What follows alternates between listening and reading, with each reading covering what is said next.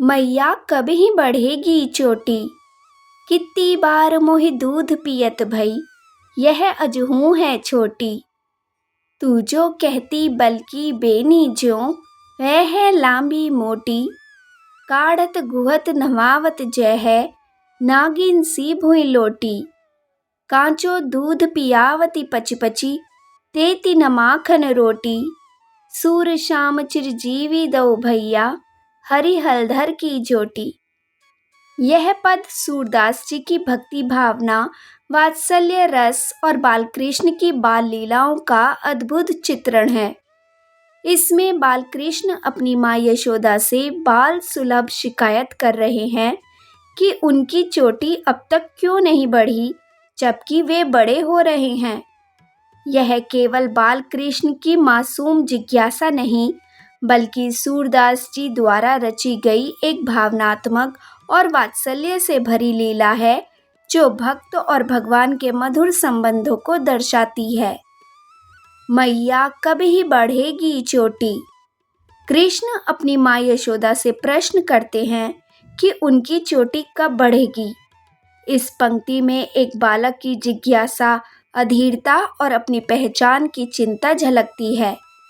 चोटी उस समय बालकों के सौंदर्य और परिपक्वता का प्रतीक मानी जाती थी।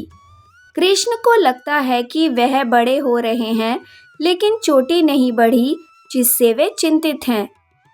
कितनी बार मोहि दूध पियत भई, यह अजहू है छोटी। कृष्ण कहते हैं कि वे कई बार दूध पी चुके हैं, यानी अब वे छोटे नहीं रहे। फिर भी उनकी चोटी छोटी ही क्यों है। यहाँ बाल कृष्ण की मासूम गिनती और सोच दर्शाती है कि वे अपने बड़े होने का प्रमाण गिन रहे हैं। तू जो कहती बल्कि बेनी ज्यों, वह है लांबी मोटी। कृष्ण अपनी माँ को याद दिलाते हैं कि उन्होंने कहा था कि जैसे बलराम की चोटी लंबी और मोटी है, वैसी ही तुम्हारी भी हो जाएगी। अब कृष्ण पूछते हैं कि वैसा क्यों नहीं हो रहा। इस पंक्ति में एक बालक की माँ पर भरोसा और उस वादे की स्मृति दिखाई देती है। काढ़त गुहत नवावत जय है, नागिन सी भुई लोटी। यहाँ चोटी की सुंदरता और उसकी लंबाई का वर्णन है कि वह नागिन की तरह जमीन पर लौटती जाएगी जब उसे संवारा जाएगा। यह कल्पना दर्शाती है कि कृष्ण को अपनी चोटी के लंबे होने का कितना आकर्षण है।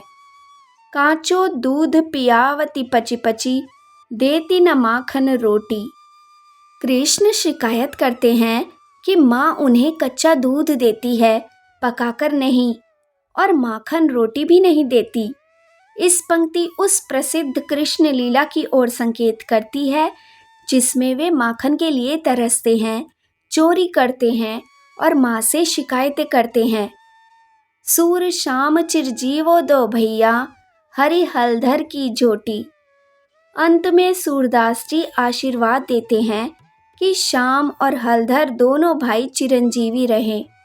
यह पंक्ति केवल आशीर्वाद नहीं, भक्त की उस भावना का भी प्रतीक है जो अपने आराध्य को सदा जीवित, सदा बाल रूप में देखना चाहता है। यह पद केवल बाल कृष्ण की मासूम जिज्ञासा नहीं, बल्कि माँ बेटे के मधुर संबंध, वात्सल्य रस और कृष्ण की बाल लीलाओं का संपूर्ण चित्रण है। सूरदास जी की विशेषता है कि वे ईश्वर को भक्त के रूप में नहीं, एक मासूम बालक के रूप में चित्रित करते हैं, जिससे आम मनुष्य उनसे जुड़ाव महसूस करता है। यह पद जनमानस के हृदय को छूता है, क्योंकि इसमें सजीवता, सादगी और आत्मीयता है।